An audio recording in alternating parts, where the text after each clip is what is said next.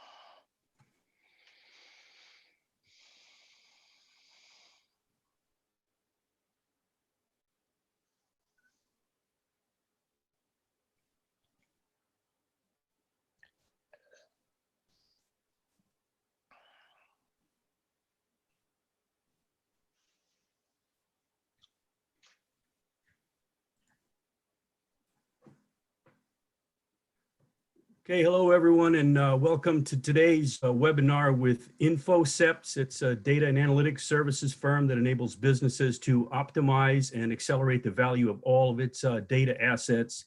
My name is Bobby Swartout. I'm the conference director for the CDAO Executive Summit with Opal Group, and I'll be moderating today's event entitled How Successful CEOs Use Data Assets to Respond to Crisis. And before we jump into the content, let me just go over a couple of housekeeping items real quick. For those of you that are wondering, today's session will be recorded, and everyone in attendance will receive a copy of today's slides and a link to the recording. So if you miss a note that you wanted to jot down, don't worry about it. We'll get the link and recording over to you a little bit later on. And we are also going to have a Q&A session at the end today. So please feel free to submit your questions to the experts, and we'll answer as many of them as time permits.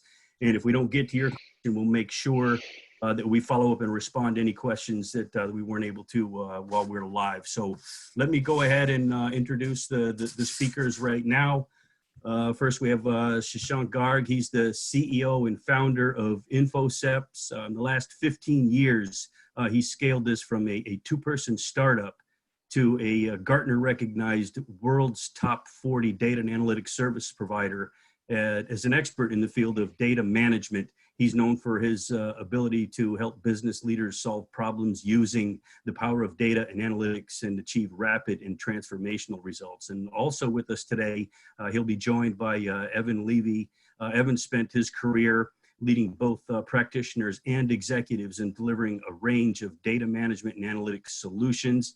He's currently a partner at Integral Data LLC. That's a boutique consulting firm that's focused on helping clients in areas of data management and data strategy. And together, they'll be discussing how you should invest in your data and analytics programs using real life examples in telecom, retail, healthcare. And they're going to cover 5 critical success factors that definitely need to be considered. So let's go ahead and jump right in. Evan, if you want to go ahead and take it away. Thanks, Bobby. It's good to be here today. Shashank, it's good that we're able to sit down and discuss some of the things that we've seen with within our client base. I mean, it's no surprise that huge disruptive circumstances right now. We've got problems going on that we didn't see a year ago, we haven't seen in the last 10 years, probably have never seen before. We've got clients that's got no revenue, no customers, and in fact, while the rest of the country is opening up, the timeline for back to normalcy isn't apparent to a lot of us. And these challenges have been across the spectrum, whether it be customer-centric or small biz or enterprise class clients. What I think is interesting is most companies are prepared for people to work remotely. So working from home, I don't think is as disruptive to many of us that are back office type folks. And there's been lots of discussions about remote desktops and VPNs and cloud and things like that. But one of the things that we're talking about today are the companies that have actually grown and thrived in these times.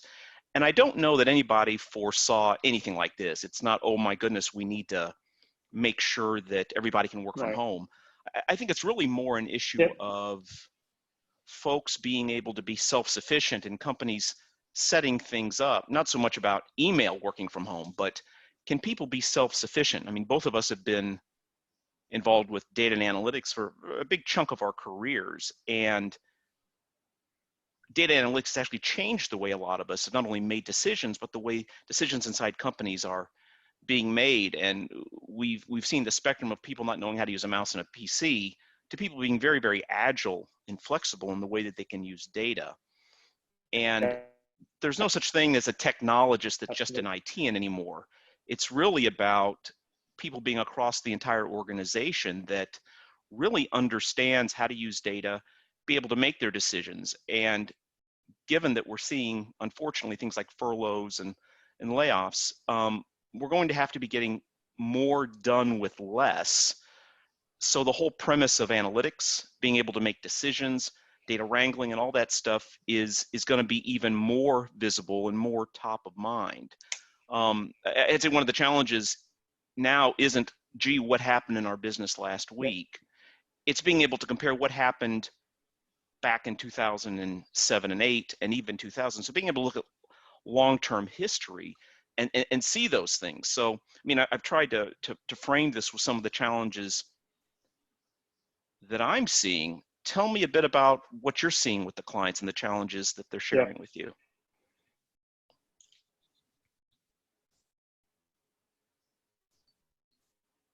Shashank, Sure. are you First of there? all, good Yeah. afternoon, everyone, and thanks for Yeah. joining this webinar.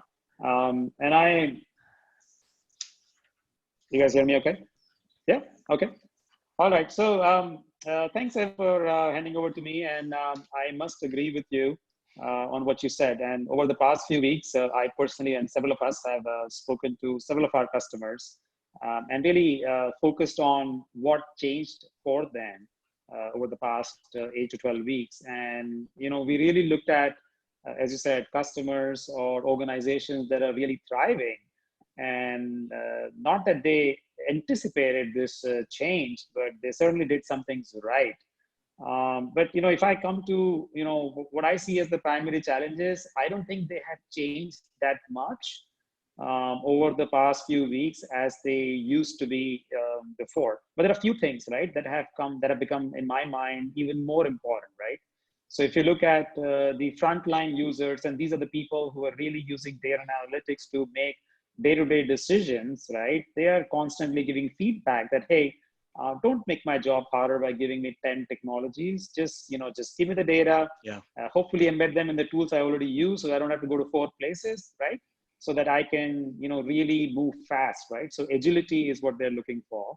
If you look at the data and analytics leaders, and these are people who are really taking leadership in organizations to forward the data agenda, they are constantly busy coping up with the digital wave. And as we know, this change is, you know, you're going to expedite the digitalization. So organizations who are not invested in new systems are going to do that. And with every new system, you will have tons of new data, right? So their challenge continues to be, hey, I already had, you know, so many things that I was, you know, maintaining and keeping up and running and making better. And you just, you know, gave me 10 other systems. And, you know, you're asking for new things, you're asking for real time, right? So that, you know, that's the challenge that the leaders face. And lastly, if you look at the business executives, right? So they have, you know, over the past 15 years, you must have seen a steady increase in the spend, you know, the overall spend on data analytics infrastructure versus overall spend in IT. That ratio kept going up, right? So these leaders are actually at a point where they are questioning and saying, hey, we've spent all this money in this infrastructure. And, you know, in some cases, the analytics leaders are not able to, you know, paint the picture as to how exactly is this helping, right? Is it just about keeping the business operations running, or is it really helping me make strategic decisions? So in my mind, those are the few areas that I believe continue to be challenges for organizations. But at this point, why don't we, you know, take a quick poll, see what our audience thinks. So Henry, if you would mind, you know, running the poll. So the question for everyone is, you know, what do you see as the greatest challenge in the industry right now? We'll wait about 30 seconds so that everybody can vote.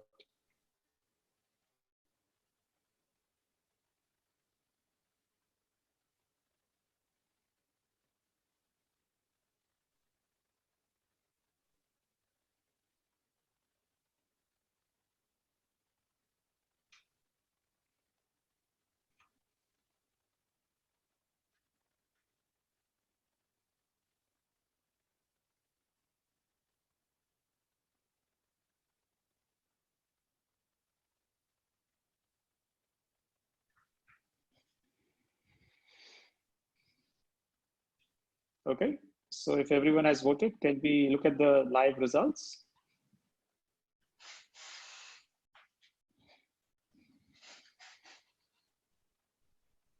Okay, interesting. So making data useful, understandable, and usable, about 42%, almost 40% plus, and then being able to demonstrate ROI. Interesting. All right. Let's move on. Thank you for the poll.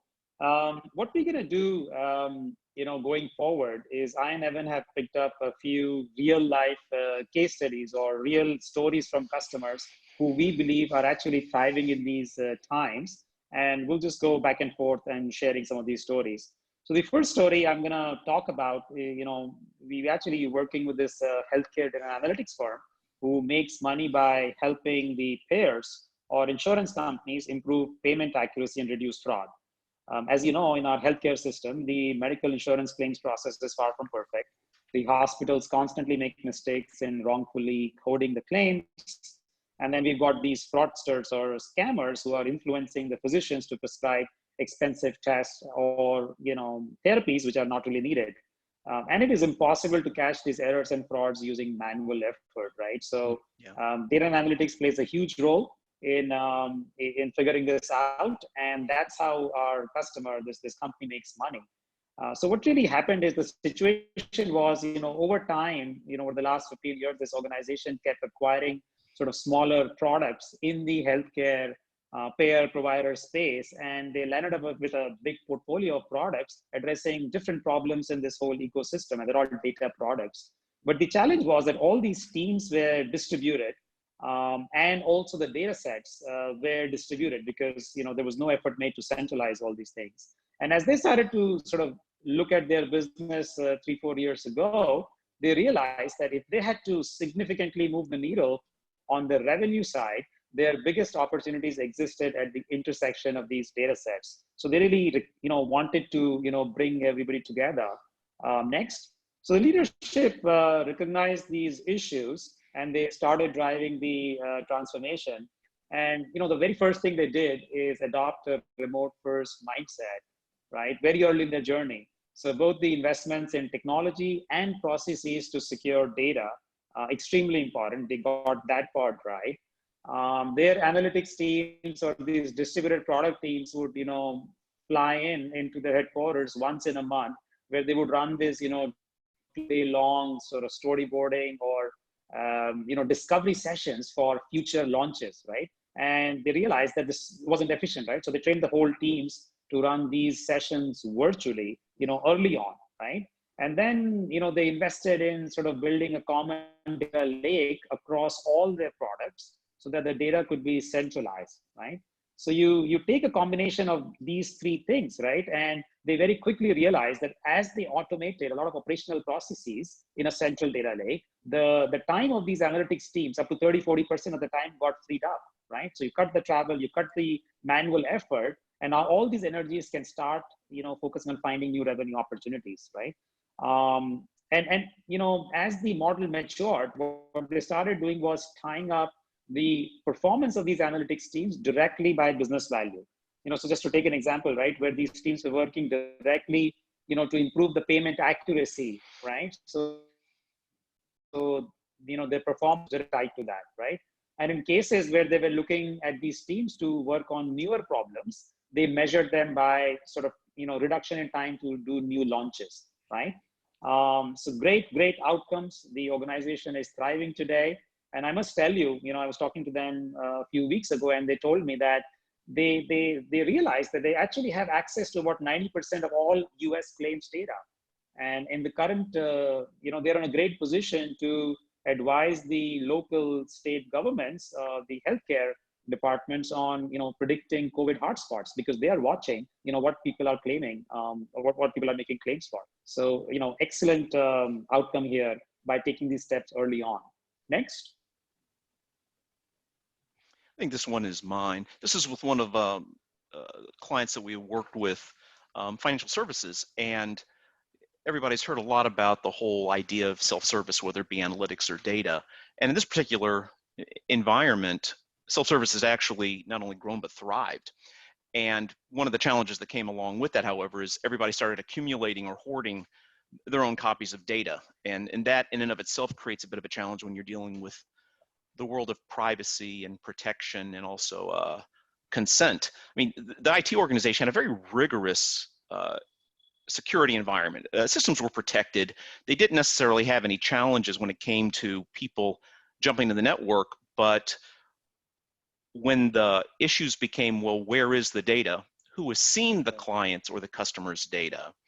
Now, lo and behold, that's an entirely different area of authority and responsibility, not something traditionally that the IT or the data center environment deals with. And there tends to be this absolute tone of, well, if we've got to protect things, lock it all down.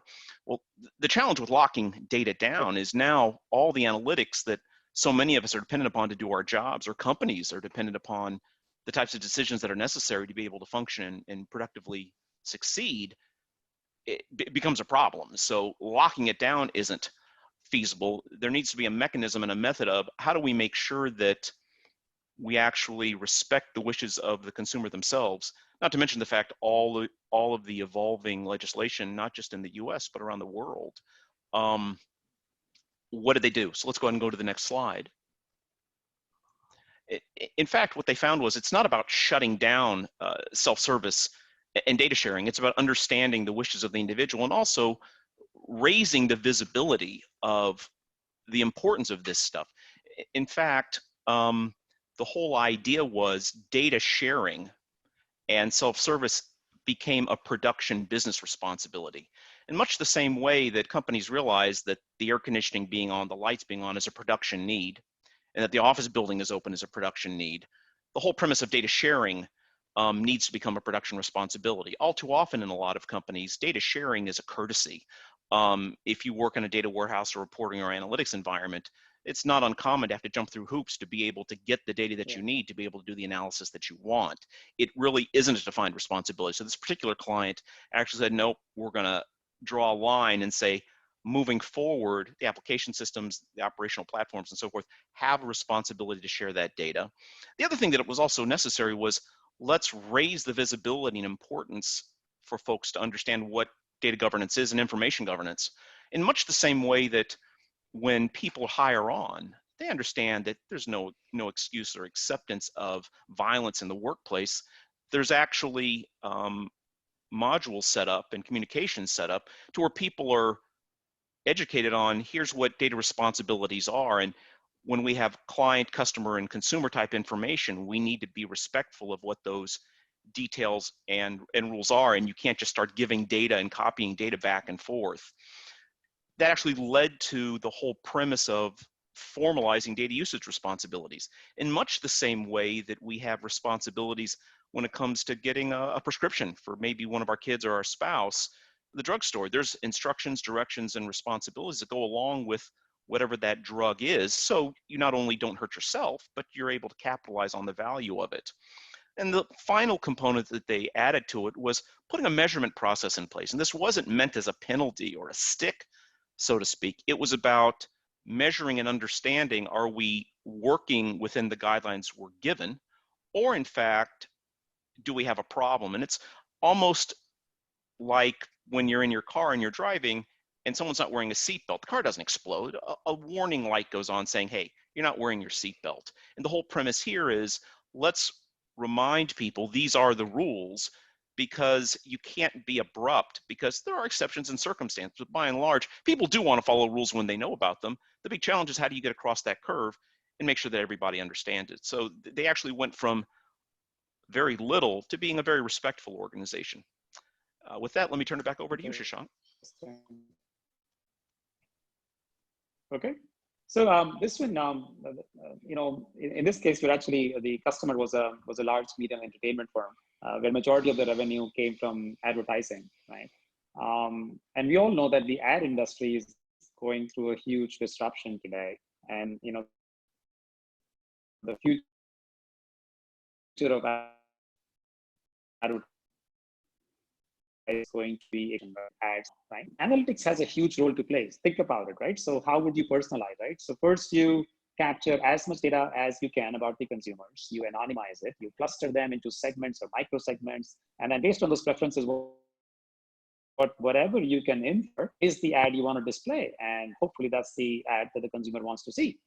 And even if you go one step further, imagine a scenario where you're watching an ad on YouTube, and for that, to be served to you, it probably goes, between anywhere from 10 to 30 different unique systems. They all have to work together. They all have to share data correctly for that ad to show up. And several things can go wrong, right? Sometimes you may see a lag. Sometimes the ad may not get delivered. It may stop. It may, and it's going to irritate you. Being able to personalize and being able to ensure that the users have really good experience was the key to revenue. Any missed opportunity to fulfill or have poor experience is a missed revenue opportunity for this firm, right? So if you think about the traditional analytics delivery model and say, how you would solve this problem, this would typically mean setting up like a 2 to 3 year roadmap, right? A mega project where you set up a massive data lake, you are integrating anywhere from 50 to 100 data sources, you're harmonizing the data, you're looking at business glossary, definitions, and by the time you get the data prepared, you would see that the goalpost has moved, right? You've lost sight of what problem you wanted to solve, right? So let's see what this team did, right? Go next. So, instead of, they did take up that mega project of the journey, but the way they did this was very, very agile, right? So they said that we're going to adopt what I call is a data product mindset, right? So, instead of working this sequentially, we are going to start with a cross-functional team comprising of business, data engineers, analytics professionals who are chartered to deliver or solve a business problem every 2 to 4 weeks, right?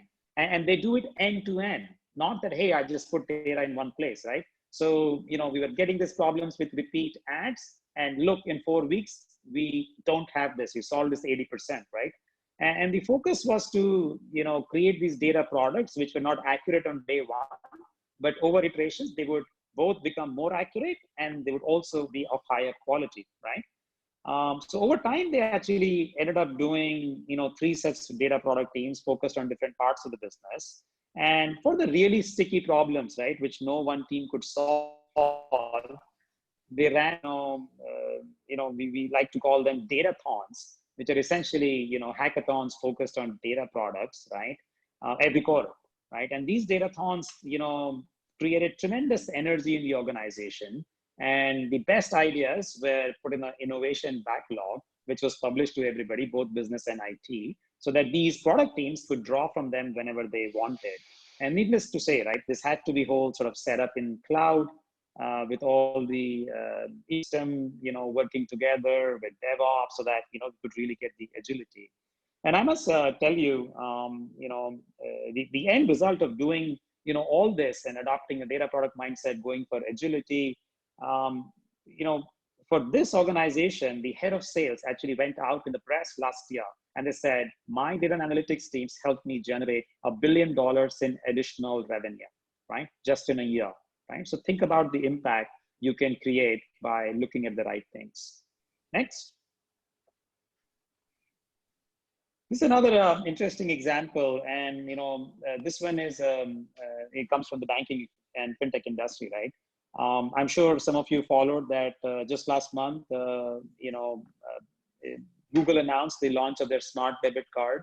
And this is not the first one. The big tech or the fintech companies gradually eat off traditional banks. So we had a scenario where one of our customers, a leading global bank, they decided a few years ago that they're just not going to watch, from the sides. They're going to fight the fintech disruption.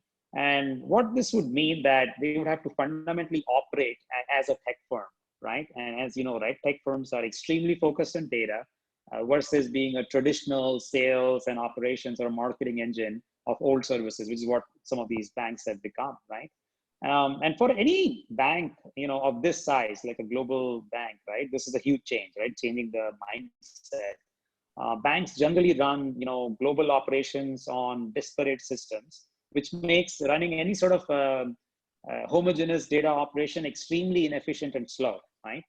And when this bank looked at their own investments, they realized that over the years, they had invested huge infrastructure, but all they were getting, I mean, the focus was only regulatory reporting, right? And the people were busy just servicing reports, but they weren't really getting any sort of inputs for their innovation, right? So, and they realized that if they really wanted to compete with the fintechs, they had to, sort of learn how to think like one, right? And a basic, if you want to move to the next slide, and the basis of that was going to be putting data and analytics at the heart of their business strategy. So what they did was they called out this change as the biggest organizational change. So being able to create a data-driven culture was called out as the most important initiative over the next 3-year period, driven directly by the CEO's office. And they really started by getting the buy-in from everyone in the business that, hey, as data starts trickling in, you are going to change your ways of decision making. So you are going to look at what data is telling you versus what your hunches have told you over the years, right? They started looking at data and analytics as a core competency across the bank, right? Which meant a change in all their people processes, right? Their training, their hiring, the way they looked at performance. This also meant that everybody on the business side, right, regardless of the role, had to become data literate, right? What was also interesting that their CEO was personally involved in this initiative. He went to the extent of making it absolutely clear for the bank, on how the bank will use analytics. So I'll just give you some examples, right? So, one of the things that they adopted, that instead of serving analytics largely through independent tools and technologies, they decided that wherever possible, they're going to embed analytics in their existing applications, right? So this removes the need for additional training, and data-driven optimization become a key part of day-to-day operations, right? It's not something new that you're doing, right?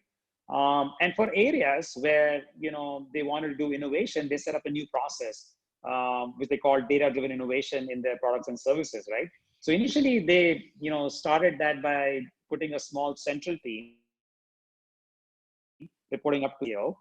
And that team's focus was to work on the highest value questions that were coming from the CEO and the business unit, right? And as this model matured, they decentralized this and put all these analytics teams back into the business units themselves, right?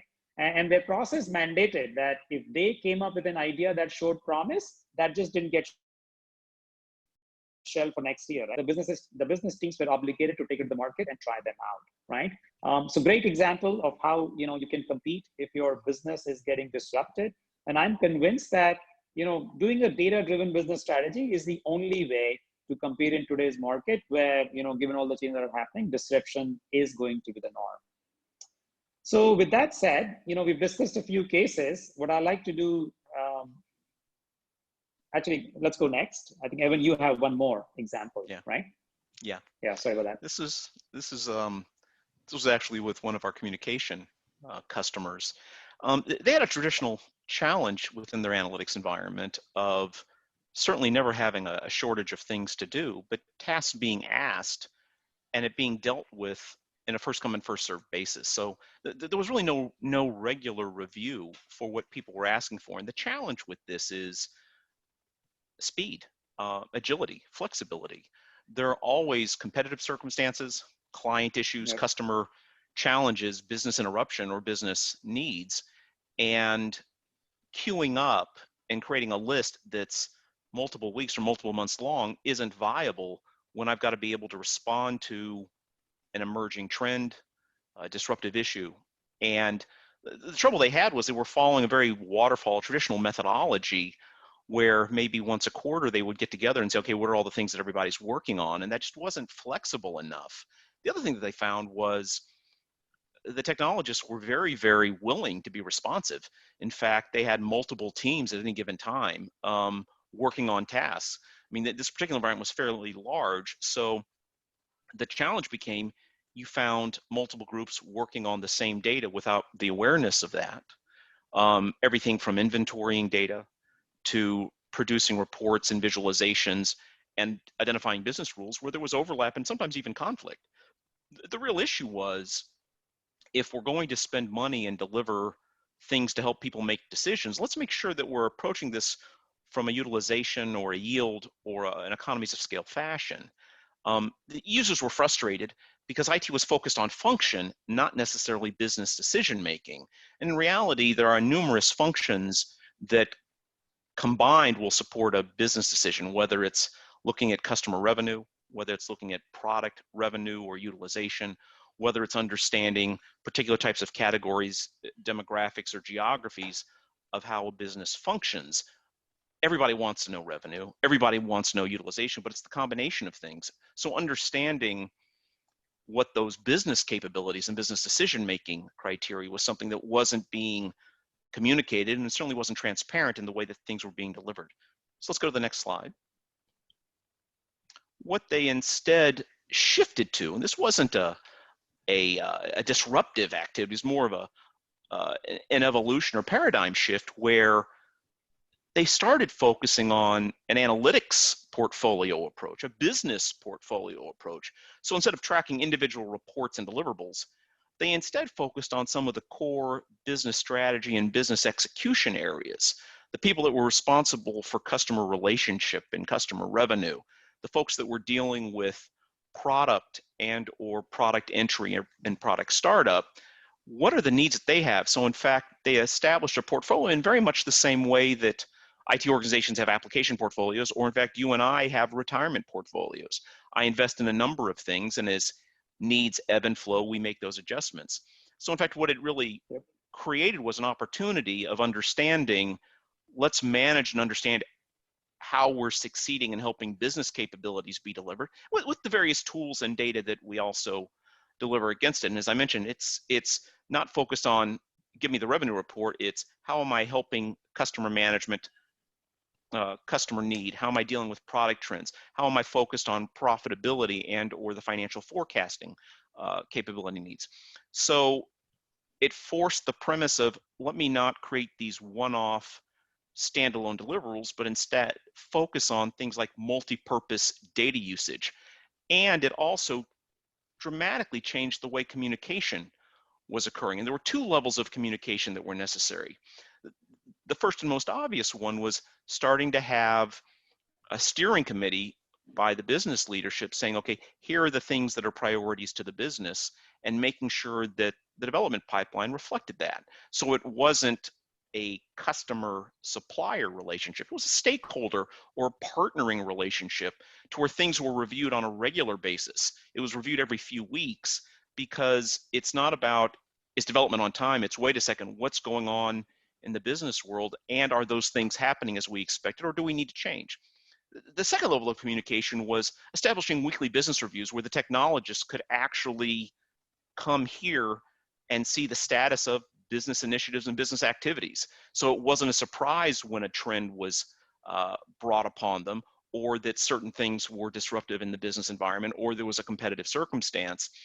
The technologists were actually able to listen in and participate. And it's not like these meetings were every day or even once a week. It was every couple of weeks, but they were also a review session to make sure that everybody in the team was very aware of here's what the business priorities and issues are. So the benefit of that was adjusting and strengthening the business IT relationship. And I'd say the one thing that's become pretty evident with all these different case studies is we're seeing some fairly common trends or commonalities across both the cases that I've mentioned and the ones that you have, Shashank. So let me turn it over to you, and why don't you share with us your thoughts about the commonalities? Absolutely, and thanks for putting it back to me. So as you all heard, the different cases about customers who are really thriving, they're absolutely doing some things right. So what I believe, things that they got right. The first one we just spoke about in the case of the bank, right, where they literally, said that our business is getting disrupted, and the only way to compete is going to be putting data analytics at the heart of our business strategy. And the CEO drove the change right from top down, right? I think that's extremely important. The case where we spoke about the media and entertainment firm and the ad industry, they went from a very traditional data warehouse, with a few terabytes of data, to a terabyte in cloud, and two transformations in less than 3 years, right? So they went for modernization, two modernization cycles in an extremely agile way, because they had to respond to rapid shifts in their business, right? Evan, you spoke about the business and IT engagement model. I think everybody needs to sort of look at what their organizational needs are, and that needs to be a continuous process as you said, no big disruptions, right? Just keep tweaking the process, right? So if you had a very centralized model, you want to see whether you want to decentralize. Do you want to put in things like where data sharing is a responsibility? Do you want to, if it's a very centralized model, is there a need for a chargeback, right? All those things have to be revisited on a continuous basis, right? The audience initially said that one of the main challenges is just making things easy for business to access insights. I think that continues to be a big focus area, right? And that's because everyone, there are a variety of analytics needs in the organization. One size does not fit all. The frontline guys want embedded analytics in this. The executives are probably looking for end-to-end data products where they can do everything related to a subject, right? And then there are, executives, maybe the board members are just looking for some insights, right? And that may be delivered through a dashboard, right? Lastly, I think it's extremely important to have our eyes on the return on investment on all the dollars that are getting spent on data analytics, right? And I believe that we should no longer be thinking about this. Hey, what cost can I save for the business, right? Or in IT, right? We look at an example where just the data analytics teams, helped add $1 billion of revenue, right? So if you were to sort of reimagine the return on investment, I think you can do wonders for your business. So that's sort of my take. So at this point, why don't we do a quick poll with the audience and see what they believe is in their mind is the most important thing that they're likely to consider for their organization.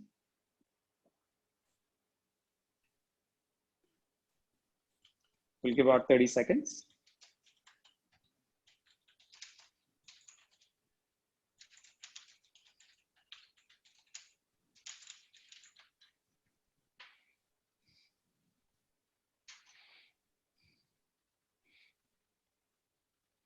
Shashank, we probably don't have to be quiet while people are picking. We could probably we can probably help the people pass the time that are waiting for others. I'm actually fascinated to see what the top ones are. Yeah. Because some organizations are much more technically driven than others, while others have communication challenges, particularly when it comes to distributed organizations. Yeah. You want to look at the results, Evan? Yep, let's see them. Wow, very interesting. So the business IT engagement model was at 35%. Put data analytics at the heart of the business was second at 24%. And then plan for modernization was third. What's interesting, I find, on the plan for modernization is a lot of organizations view that as a vendor or an IT initiative, but in reality, when I see, as you've mentioned with the plan of modernization, it's really about dramatically improving productivity, dramatically getting more stuff done. It's not about technology for the sake of technology. And then obviously make insights easily accessible and reimagine the return on investment. It's one of those things where there's not a huge span across all these different ones. They're actually quite close. So let's go on to the next slide. In trying to wrap up some of the things that we've discussed across these different client examples, I'd say one of the things that we both want to impart is, as you move forward with any sort of data and analytics initiative, please make sure that you've got something to measure to establish what is success, because the delivery of a tool or a bunch of data or being able to count up the terabytes in your data warehouse is not necessarily a business consumable or a business tangible metric of success. And this is something where it's a discussion to start to understand what is it that defines success, which leads us to number two, which is what level or how much do you need to strengthen your business IT relationship? And it's not to suggest that everybody's got a disruptive or a dysfunctional one, far from it. It's funny, my dad once said, listen, if you can invest in anything your entire life, make it communications. And there's never a shortage of how do we work better with one another. And particularly given the circumstances now where we've got so many people working remotely, what is it that we can do? And what is it that you can move forward on to improve that business IT communication and relationship mechanism? And then finally, determine what is the readiness of analytics delivery in your environment. And that's not to suggest you're not using analytics. Is it you're a heavy reporting environment and you need to drive your users or incent your users to do drill down and drill across? Is it you've got users that are very, very willing to use their own data, but they don't necessarily have the tools to be completely self-sufficient?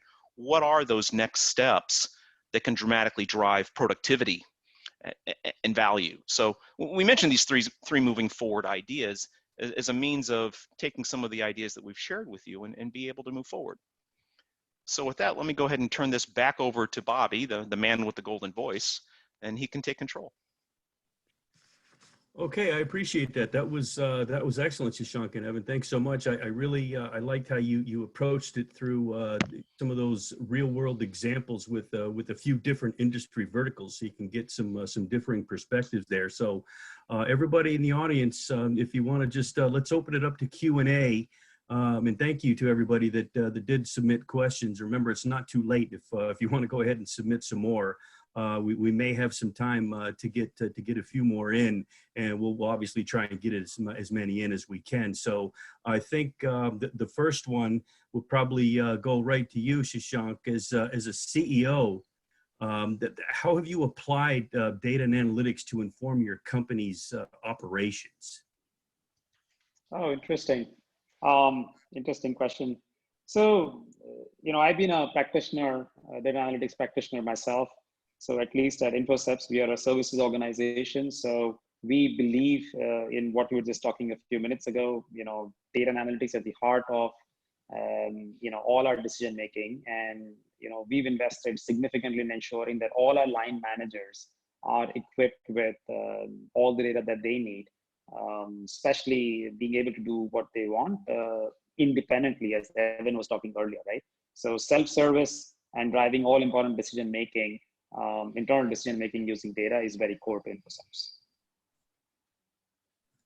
Okay, so I think the next one would be probably right back at you is kind of a follow-up to that one, Shashank. So what are one or two ways to plan for perpetual modernization, if you will? Oh, interesting. So I'll share this in context of the example that we were just talking about the media firm, right?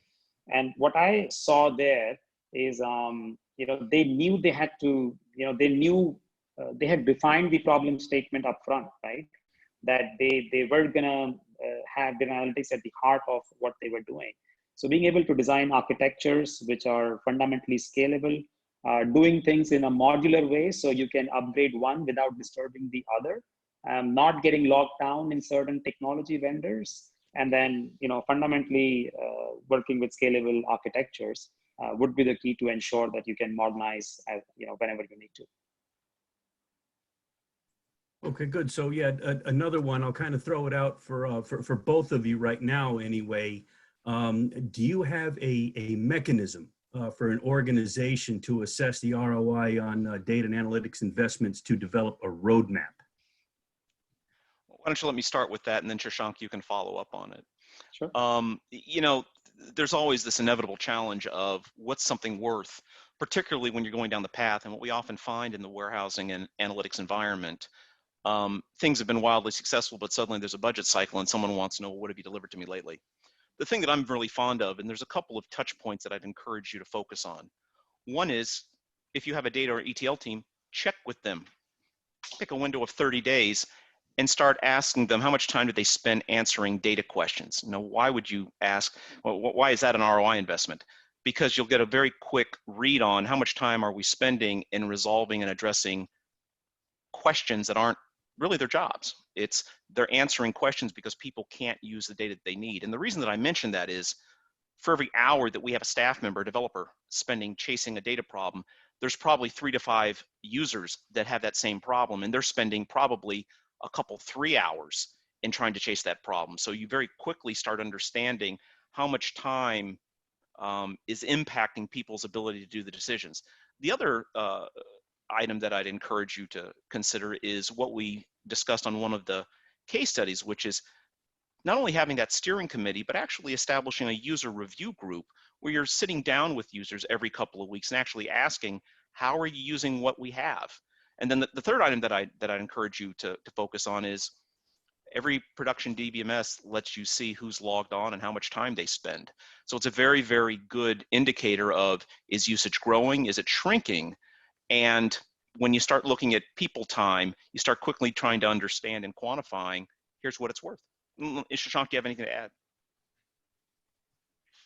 No, I think you covered it, but in my experience, even the second thing you said, right? So being able to establish a continuous sort of review mechanism, dialogue, and maybe it's surveys or maybe just conversations, and capturing the business impact stories or business value stories.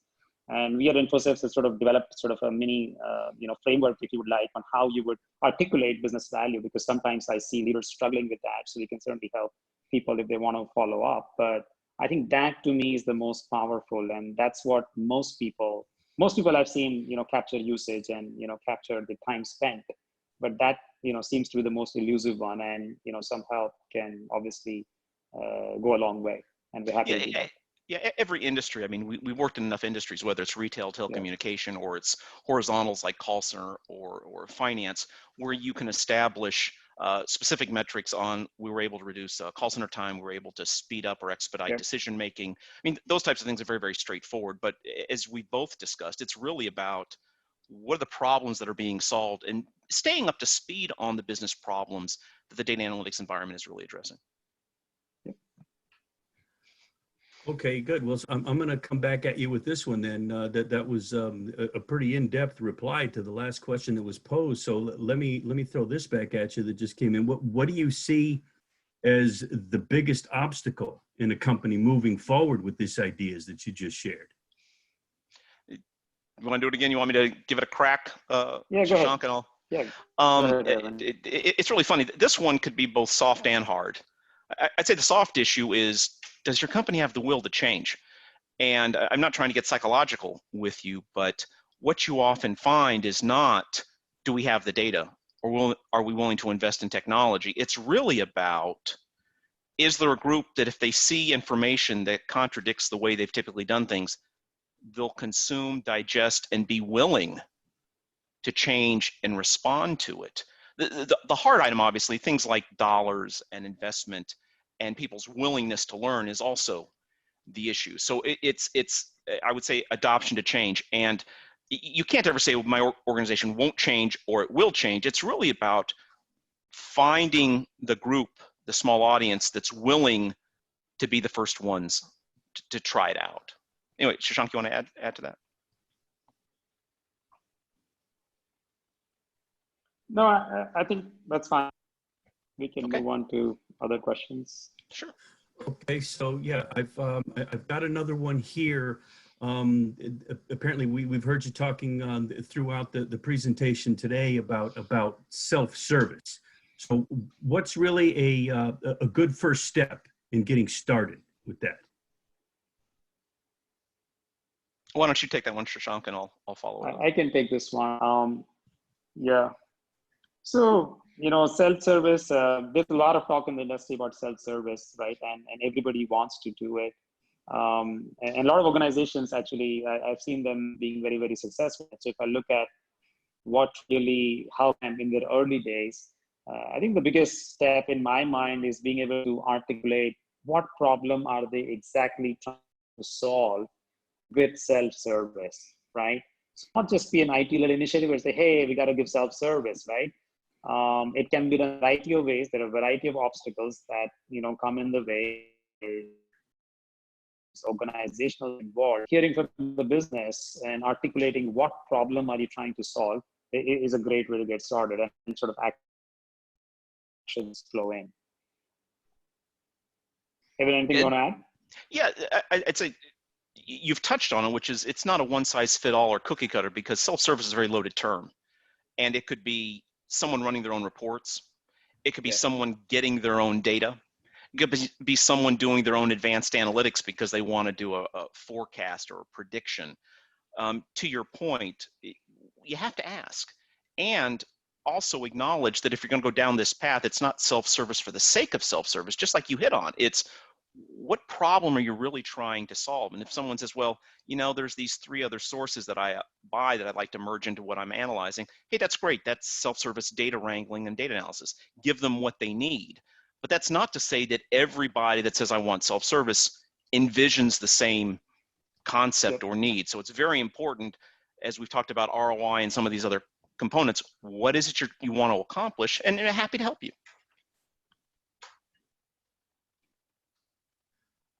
Okay, Bobby, yeah, we can go to the next one. Yeah, no, that sounds pretty good. All right, we'll throw one more at you, and then we'll probably close it out, because I think this would be a good one to end on here. I know we got a question from somebody asking about, in their company, they're trying to engage with the business and get involved with the business strategy, but they couldn't really get a seat at the table, if you will. So what do you recommend about a situation like that? Well, how about if I start and then Shashank, you chime in. You can't make them invite you. And if a business partner doesn't want to be a partner, don't push a rope uphill. But a lot of this is also about the journey and the long game, which is stay engaged, stay in touch, and ask, what are the business problems? What can't you do? And if you can't get engaged with the business, go talk to the people that are answering the questions when users can't run a query, can't find the data, or looking for help. Talk to your staff members and find out where are the squeakiest wheels. And at the end of the day, ask, how can I help you? And then allow the moment of silence for the response. Yeah. Actually, in my experience, I would agree to Evan what you said. And, the day-to-day and the business and IT alignment, if that's strong, if that's working, and you see business constantly coming to IT for help, or the IT guys really participating in, hey, what problems are we trying to solve? And, solving them using data. If business sees them as partners, I don't even envisage that problem happening, right? So if you're not getting a seat on the table, you got to look at inwards and see, what's going wrong, right? And why are those trust levels not very high? Why aren't you being considered as critical to any sort of major, the size of any major at that, and revisit and see, fix the problems in the day-to-day and alignment, so that you do get invited to the table. It's funny, you mentioned that at one point, made me remember a client that used to talk to his staff members and say, listen, this isn't a 50-50 relationship. We can't put ourselves in the seats of all the business users because we have different roles. We have to skate to where the puck is. We have to meet them where they are and ask them, how can we help? And if they don't come and ask us, we need to go find them and say, hey, haven't heard from you in a while. How are things going? I mean, I think you hit it really well, which is look inwardly and say, if it's not working, what can we do to change? Okay, yeah, no, I agree. Good stuff again. I think right there would be a good spot for us to conclude today's webinar. Again, this was all about how successful CEOs use the data assets to respond to a crisis. And thanks again to Evan and Shashank. It was fantastic, and everybody else, of course, that joined. And as I had mentioned earlier, the PowerPoint presentation and recording of this webinar is going to be available to all the participants following the event. So we at Obel Group, we'll go ahead and send you the materials via email. So we're going to go ahead and conclude today. So have a great day, everybody, and thank you again for joining us. Thank you, Bobby. Thanks, Evan. Thanks, everyone. Great.